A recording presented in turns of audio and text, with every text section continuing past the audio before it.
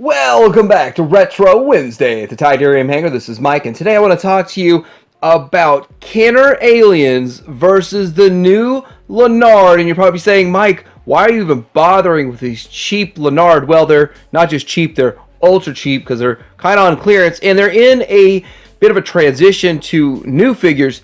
And I gotta say, Lanard is actually stepping up their game with their second series of figures. The first ones were all right, but in some terrible. And we're going to talk about what's terrible and what's all right with the first round. The second round is actually pretty nice. So we're going to talk about all this coming up.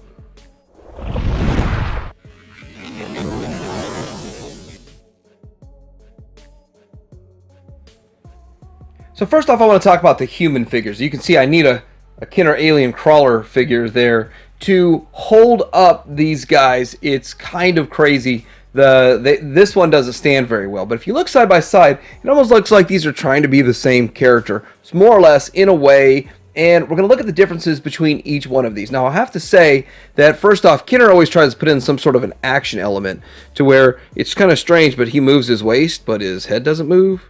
I think this figure might have had the spring action, and the spring action failed, but I know some of the other ones have spring action in it. He also comes with a ton of accessories. Missile here, this missile sort of launches, I think, if you push it through there, or if you push down on this, then it launches.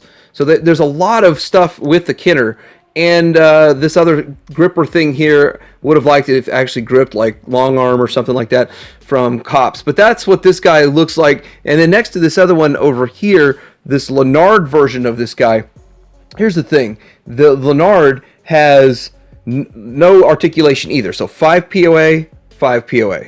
Actually, 4 POA because his head actually doesn't move, but his waist moves, so 5 POA. Now, the thing about the Lanard figure is he just doesn't look all that good. And they come formed with this weird side hand piece. So maybe it's so they can ride a motorcycle or something, I don't know, but if you try to put a gun in there, it just looks wrong. Like, who holds a gun like this? Well, I guess no one, because that's not holding a gun. But anyway, there it is. It's just a terrible figure. The human figures are the worst part of Lanard, and they just keep recycling their old ones.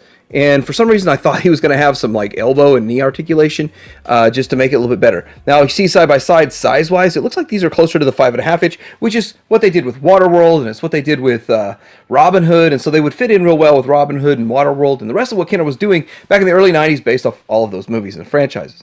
Now, this guy on the end completely doesn't fit because, well, yeah, you're in outer space. He looks like a spaceman.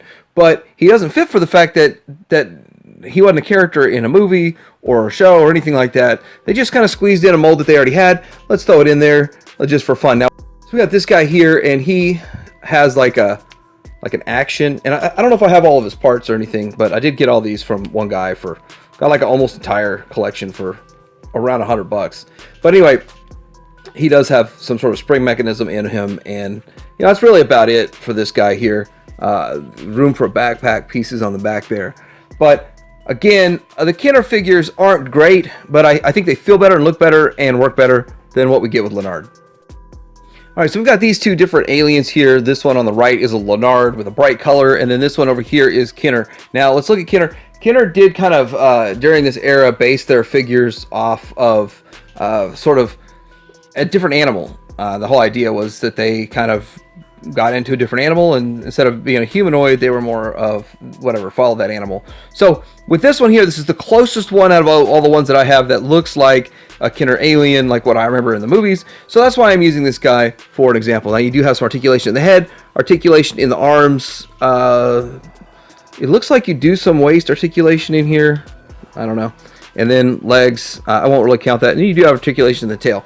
So that's the articulation level you've got on this guy. You do have a lot of paint apps. Like, he's kind of like a dark colored dude with some bronzing to him. So that does kind of have a nice, cool effect. Kenner does have a nice quality heft to it also. So then looking at this guy here, and this guy here, you have the head side to side. You have shoulders out to the 90. You can go all the way around. No elbow joint. You do have hands on a ball joint, sort of. And so then you have side to side, kind of a ball joint right here. And then legs, you have a ball joint on the legs, which I don't think are that effective, but you get what you need out of it. And it is kind of tight. And then you have the knee just a standard knee, and you have a ball joint on the feet. So you have a ridiculous amount of articulation. Just swivel side to side on the tail.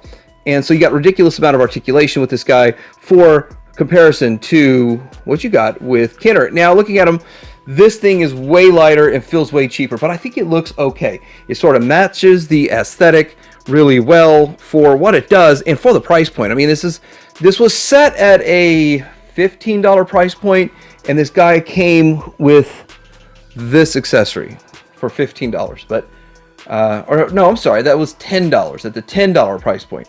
And then at $10 price point, you got this worthless waste of a figure right here, which whatever. I wish they would have just left the figures out and lowered the price, or put in 2 aliens, or put in 2 of these pods. So I would like to have like 10 of these pods to make a nice scene where the Queen Alien and all that stuff. So anyway, looking at that, this feels higher quality, less articulation, sort of a pre-pose. This one feels cheap, but lots of articulation. Next up, we're just comparing an accessory, but it's a very important one in the Aliens lore, and that's the face hugger here. So this is the one that came with Lanard, which I think it's cool because it's like it's coming out of the cocoon there, the egg thing. Here we go with Kenner. Kenner actually wraps around the face, so when you want to face hug, it'll face hug anything. So that, I think, is something that Kenner did really well. And this is just a pack-in accessory, and it's very pliable, and still, what, 20-something years later, 30 years later, almost 30 years later, it still works. Now this here doesn't, I don't see how it sticks to anything. I mean, maybe you can kind of wrap it around his tentacle or his antenna. I don't know. Maybe he has to hold his face hugger on. I mean, let's see if he can hold his face hugger on. Maybe he can. Yeah, here he goes. He holds his face hugger. Like, man, I like my face hugger. Stay on me. Oh. So that's the only way I can seem to get it to work. And then, of course, their humans don't stand well. Maybe the little egg can hold it up. There we go. Checking out face huggers. So next up, I want to take a look at the vehicle here. And this is that vehicle that they used in the movie, but it was, I thought it was gray, and they made it in green. Of course, they want to make bright colors so kids are attracted to bright colors, but I think they went out of their way here to make it look pretty authentic. They've got all this paint apps here. Well, so that maybe it's a paint sticker app here, whatever. But still, sticker apps. That's great. It is screwed in to the packaging, which is weird, and it's like one giant mold, kind of just screwed together. So there it is. Now, I think it's cool because I've never seen this vehicle in real life, and I kind of think of like something that we should have had. If you're a true Aliens fan, you probably want this vehicle in your display. Be kind of like buying up a bunch of Marty McFly figures, but not getting the DeLorean in there. You know, I kind of view this as the DeLorean of the Aliens. Well, I actually like their airplane, the evac jet, a whole lot better. So let's look at a few more things with this. It does roll really well. I mean, that's all it does. That's its whole gimmick. You do have this turret gun that rotates. There are no projectiles that go into that. And then this opens up here. And on the inside, they took the time to put sticker in here. And I thought there was another sticker in there, but there is a sticker in there. So it looks like some stuff's going on. And you can put some figures in here. So let's kind of load some figures in and see what it looks like. So as I was loading this guy in, I found a elbow articulation that we didn't talk about. So elbow articulation. Anyway, he fits in pretty nice actually in the back. There's quite a bit of space. Even though it's kind of molded that he'd be sitting in a chair sideways, which I just don't see that happening because he doesn't have bendable legs. So the chair is molded sideways, not in the back. But then we can get this guy in here, and we can see if we can close the lid, and it fits. Excellent. But the big question is, can you use it for your Kenner other than like background? So the way this is set up, the way the seat is positioned so close, you could fit this guy in here and have some space. If the seat was further back, you would have been able to fit these for your Kenner. You can have a Kenner figure in it, but you can't have the top closed down. So if you want to display your figures in it, which it doesn't really matter, I guess. If you have it closed, you can just pretend they're in it. But that's how it would look if you're displaying them in it. Doesn't fit. Can't close this hatch. So that kind of sucks. And it would have been nice if it was a little bit wider, so you can put 2 figures side by side. Again, this is a very, very low price point, like $15 item. Kenner did bring us this vehicle here, and let's show you kind of the differences between the Kenner vehicles. First off, this has a giant launcher in it, and has a mechanism, but it's a little faulty. You got to have the missiles lined up just right. So this thing is really worn out, but you kind of pull this back and fire, but you have to have the missiles lined up just right for it to work. Now, it took me a lot of time to get the missiles lined up right to make it work, and I did that once. It says kind of like a lowering kind of ramp, so you could maybe put a figure on there. It even has a foot peg for you to place a figure on there, and then this figure can sort of operate this gun. So that's features. Like, Kenner is packed with features. This over here is sort of a, you can launch this mechanism to capture an alien. Let's mix genres here and capture a an alien. Oh, I don't know. Is that how it works? And this whole thing has a lot of articulation to it, and you can do quite a bit. And then you can, of course, put a figure in here. So let's get Mr. Moraine Dude and stick him in here. And boom, there's like a sticker here, some detail sticker right there. And then some detail in the front, and it rolls really well. So you get so much more out of the Kenner vehicles, even though it's not the vehicle we wanted. I wasn't able to snag a second one of these loaders to open up, so you can see everything in here, and I did kind of get a good overview of everything that it does, the good points and the bad points of the Lanard version. And so here we are. We're going to take a look at this Kenner one. The Kenner one has actual claws that move, which is cool. It's a lot of fun. She does have handles she can hold on to right in here. So there's Ripley that's in there, which that doesn't look like the Ripley we saw in the movie. Here is a side gun, which I wonder if there's supposed to be another side gun over here. So maybe I'll pick up another one and get a second side gun. I don't know. One downside is it's just kind of got like a unileg. It's on a tread there, and it's not feet like we see on this one. So when we get to that, I can show you that. But that's like the biggest downside to the Kenner one. The Kenner one also has a giant like missile launcher and double gun, and it does effectively fire a missile. So that's a play feature. It's kind of fun. It wasn't in the movie, but again, you got to take something that's relatively mundane and make it a little bit more interesting. In comparison, this one just towers over the Lanard, the Kenner one, and the Kenner one can be found pretty cheap still. Like, I see them online for like under 20 bucks. So really, you can go for the Kenner one. The good thing about this one, though, is you do have actual legs, which it really did have legs, working legs in the movie. And with it, you've got one kind of a clamp piece, and one over here looks like a gun and a saw. So that's really not exactly what you'd want out of this thing, but it's still different, make it a little more interesting. There's a gun cannon that comes over the back, and then I guess like a big spotlight.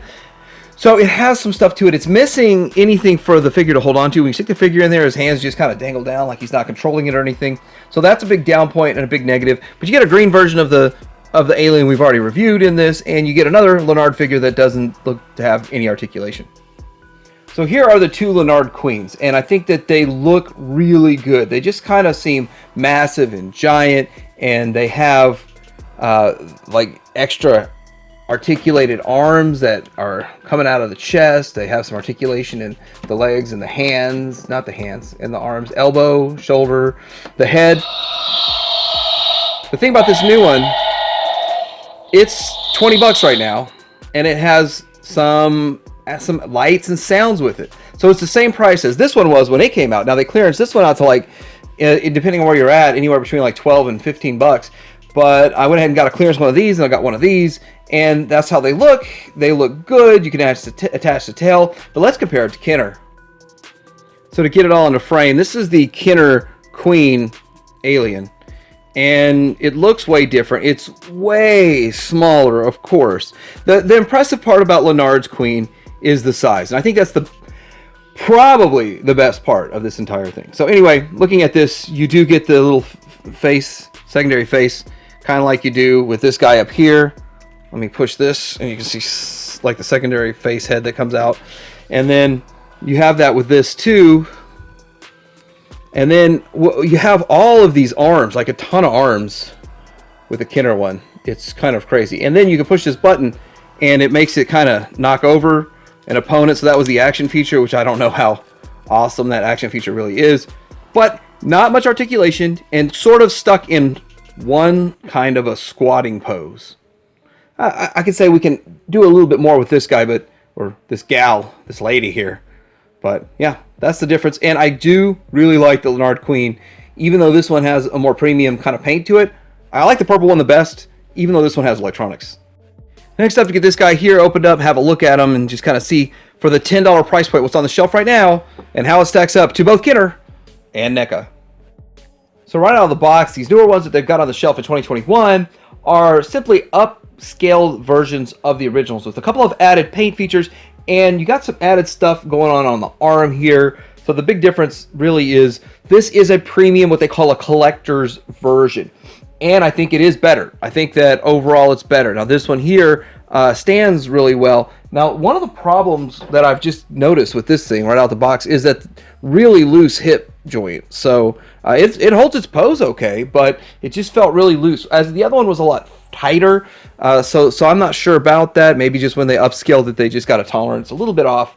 But still, it looks really good. That's an alien, as in an alien that you would know it's from this series, from the franchise. And if you want a ton of these, it's, hey, better than going the $30 each for Neca, I think. And you know, it's not quite the same scale though. So there's where you kind of run into a problem. We're going to compare it to Neca here in just a second. But here he is this way. I think it does look good. I'm really impressed with it. Just considering it's a $10 toy, it comes with a nice little accessory here, which this is kind of cool too. We'll talk about it here in a bit after we're done with comparing it to Neca. But yeah, that does look pretty good.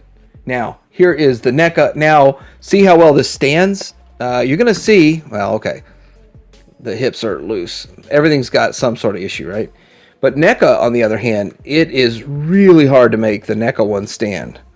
And now I've got an older Neca, and it's funny because I got this at an estate sale or a garage sale or something, and it was broken, so I fixed it. You know, Neca stuff. I love Neca stuff. You just find it broken for real cheap. Nobody wants it anymore. I fix it and it's mine. But looking at it, it does have a bit of a better kind of a face sculpt to it. But they're different face sculpts. Like this one's got a moving jaw for an opening mouth. And then this one here is just kind of like a sneer to it and looks kind of crazy. This one here kind of goes skinnier in the waist. And this one has more of a pre-pose to it, to where if you want to get into the Neca pose, I don't know if I could quite get this one into the Neca pose, but I don't know if I'd want to get this one into that Neca pose. But anyway, yeah, this thing has some articulation to it, like right here in the middle of the thigh, ball joints at the feet, a little bit in the knee, but the articulation almost makes no sense. It's almost like, why even have the articulation when you can really only pull off that one crazy pose? And since here it is already compared to the first mold of this, we compared the smaller one to the Kenner. The big difference was Kenner was better painted. Now this thing has some more premium paint to it. Looks kind of cool. So it's kind of competing on another level here. So maybe it wins. But then again, I don't know. Does the blue look good? Does that feel alien colored? Real quick, we're going to look at this accessory. You pop it open and you pull your face hugger out. And it's the same old, more or less the same old face hugger that we had before, just crammed into a tube. So instead of it's in the egg, here it is in the egg, and yeah, pretty much the same thing. Slightly different color though. So I mean that makes it worth getting, I guess. But I wouldn't mind having, again, like a bunch of these to offset my scene. And this is kind of cool too. It's kind of like futuristic looking too. So this is my look at the Kenner versus Lanard versus Neca. Lanard with a low price toy line on the shelf. Within itself, it's just okay. Combined with maybe some Kenner or even maybe some Neca on a shelf would be great. I think it would be more of an accent than an actual toy line itself, unless they continue going further and give us a lot more. I think that it is pretty solid for the low budget price point. I'm actually quite impressed with what they've done, what they put into it. Again, had we gotten them from Hasbro, or we got them with a much bigger car here, we could have had a better car. We could have had a lot of better things in this line. But again, nitpicking, low price point. I'm kind of happy with the things that I got, and I'm going to add them to my collection. Like and subscribe. Titanium Hanger out.